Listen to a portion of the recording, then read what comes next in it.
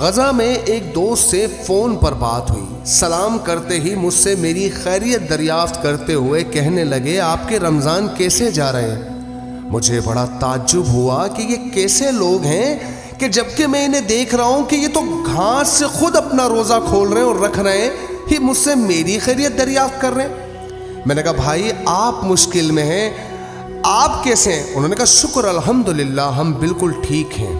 मैंने कहा, आप पर बमबारी हो रही है, आपकी ज़िंदगी का लम्हे के लिए नहीं पता और आप इतने मुतमईन। मुझे कहते हैं, क्या आप मेरे कलमा को भाई नहीं है। मैंने कहा, बिल्कुल अल्हम्दुलिल्लाह। तो क्या मरने पर ईमान नहीं रखते। मैंने कहा, बिल्कुल रखते हैं। तो क्या मर कर अल्लाह के हजूर अल्लाह के दीदार के लिए हम बेताब नहीं है कि जब हम कब्र में चले जाएंगे तो जन्नत का सबसे पहला इनाम जो होगा वो अल्लाह का दीदार होगा। तो मुसलमान को मौत का खौफ कैसा।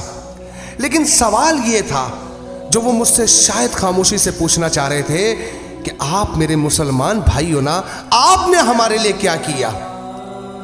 मैं खामोश ये सोचता रहा, ये कैसे मुसलमान हैं, तकलीफ में होते हुए भी मुझसे मेरी खैरियत दरियाफ्त कर रहे हैं और मैं यहां पर बैठकर पीसफुल एंजॉय कर रहा हूं, मुझे कोई तकलीफ नहीं।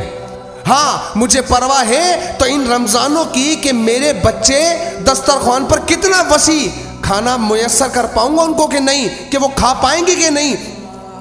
अगर मुझे फिक्र नहीं तो मुझे अपने उन मुसलमानों की फिक्र नहीं जो इस वक्त पर दुनिया की सबसे बड़े जुल्म का सामना कर रहे हैं। हमने कई फुटेजेस में देखा कि जब PSL के मैच में फ़लस्तीन के झंडे को लहराने की कोशिश की गई तो यही मुल्क पाकिस्तान के अंदर उनसे झंडे छीन लिए गए, उनके गिरेबान पकड़ लिए गए।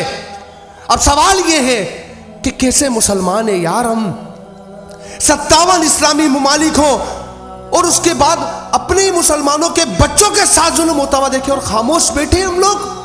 किसी में कोई गैरत ईमानी नहीं, कोई चिल्लाने को तैयार नहीं, कोई खड़ा होने को तैयार नहीं। एटमी मुल्क होने के बावजूद हमने सजाने के लिए रखे वो सब कुछ। अरे हम लड़ नहीं सकते थे तो इतना तो कह सकते थे ना कि इस जंग को रोको फौरी, वरना हम तुम्हें मलिया मेट कर देंगे। हमसे तो वो यमनी अच्छे निकले, कम से कम रद्द तो कर रहे हैं। नबी अलैहिस्सलाम से पूछा गया कि हमें बैतुल मुकद्दस के बारे में बताइए, तो नबी अलैहिस्सलाम ने फरमाया कि दुनिया के हजारों कोनों में नमाज पढ़ने से बेहतर है बैतुल मुकद्दस में सजदा करना। और सवाल हुआ कि अगर हम ना पहुंच पाए तो क्या करें, तो नबी अलैहिस्सलाम ने फरमाया कि वहां पर इमदाद भेज दो, तेल भेज दो कि उनकी कंदीलों में डाला जाए तो वो उसके बराबर होगा।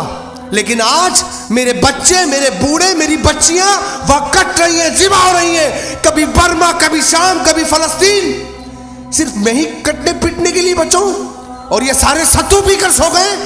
ये कैसे हुक्मरान हैं। कहने को तो कुरान हाफिज, लेकिन ईमान का जर्रा बराबर नहीं। अगर अपनी भी आए तो मलिया मेट कर देंगे, लेकिन जब इस्लाम पर उंगली उठे, इस्लाम पर बुरा वक्त आए तो कोई बोलने को तैयार नहीं।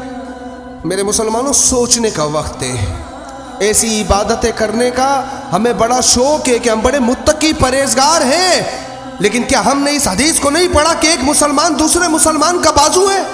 एक को तकलीफ होगी तो दूसरा महसूस करेगा। अरे हम तो बोलने तक को तैयार नहीं, हम तो चीखने तक को तैयार नहीं, लड़ना तो दूर की बात है। वो भी समझ चुके कि अगर हमारा कुत्ता भी मरेगा तो हम आसमान सर पे उठा लेंगे और इनके सारे के सारे काट कर रख देंगे, तब भी इन पर कोई फर्क नहीं पड़ेगा, कोई बोलने वाला ना होगा। अपने ईमान का एहतिसाब करते हुए सोचिएगा ज़रूर। अस्सलामु अलैकुम वरहमतुल्लाहि वबरकातुहू।